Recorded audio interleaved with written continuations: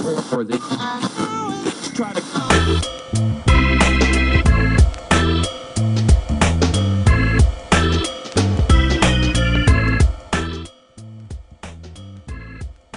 We're back with John Wolffe of Jennco Solutions for the next segment of Pittsburgh Business Virgin.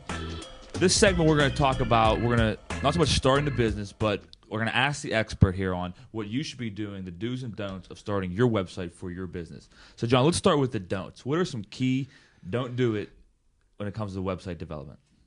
Well, I think the first thing is watch out for your developer. From my experience, From my experience, use John. Right.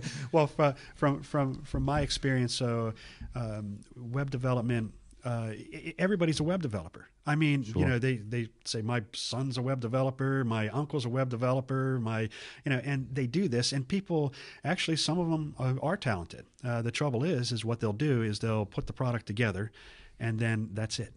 Yeah, one of the things that I liked about John, just so full and fair, one of the things that I do with John, and what I try to do with all the professionals that I work with is put them on retainer. Yes. So one of the things that I do with John is I pay him each month, whether he did anything that month or not. But a lot of times this month you might not do much, but next month we might have 10 things for you to do. But at the end of the year, we always sit down, we look back and go, okay, how much time did we spend on Three Rivers? Yeah. And what were the billable hours? Yeah. But I think one of the things that you just pointed out, so many people want to develop a web page, but they don't want to maintain it. There's a lot of AD&D in the web development space, is my experience. I can't tell you. So many people I know that I've referred to John were people that had a web page, it was okay, and then they never saw the guy again. Right. And I think that's probably one of the biggest issues. Right? Oh, absolutely. Yeah, and then there's all sorts of issues of ownership and where is the site residing, and it becomes a tangled web. Make sure that you purchase your domain name.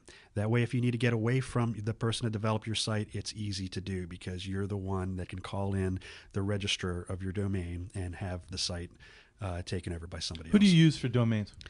GoDaddy. GoDaddy? Yeah, I would definitely suggest them over. So Danica Patrick has had an effect on you. Yes, a profound one. No, they're just very reasonable. They were up for sale back a month or two ago. Uh-huh. Did you put in a bid? I think they were looking for $1 billion or something like that. About that. Yeah. So, but they do have a good domain.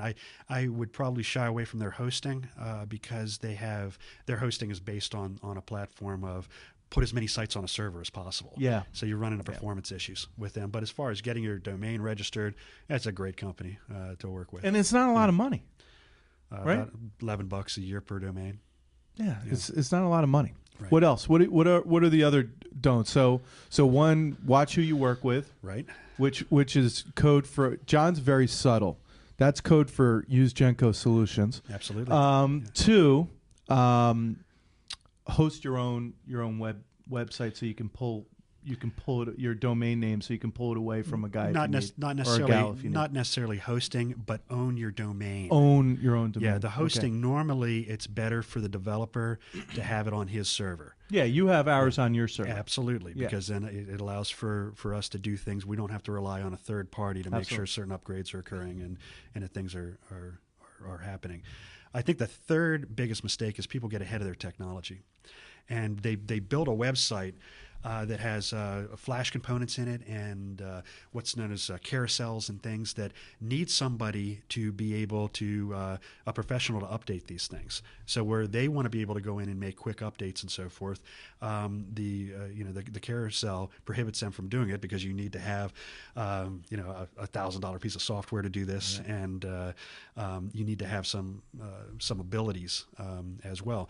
Whereas if you stay with the current technologies, you can work on your own content. You can update it. You can add your photographs very easily, and it keeps your website fresh and people wanting to come back to it. Sounds good. Let's talk about the do's now. We got the don'ts. Let's talk about the do's. The do's? Yeah. On that note, we'll come back and get the do's. Let's take a break right now. Make sure you check out John at Jennco Solutions or myjennco.com from Jennco Solutions. If you want to see John's work, check out our website at www.trwmg.com. We'll be back in a few minutes with the do's of what you should do around your website.